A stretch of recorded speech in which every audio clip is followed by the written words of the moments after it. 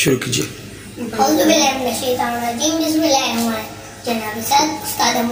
और वालेकुम अस्सलाम। आज इस मौजूद में मुझे लोग खुशी करने का मौका मिला है, वो है नमाज। नमाज की अहमियत, नमाज इनका सुकून है। नमाज में की मेरा आज नमाज पढ़ने से अल्लाह ताला खुश होता है। अल्लाह ताला का हुक्म है कि दिन रोजाना 5 वक्त की नमाज वाजिब है। फजर, ज़ोहर, असर, मगरिब, इशा हम पे वाजिब है कि बाकायदगी से नमाज किए रहिए ना। नमाज अल्लाह और इंसान के दरमियान एक राब्ते का जरिया है।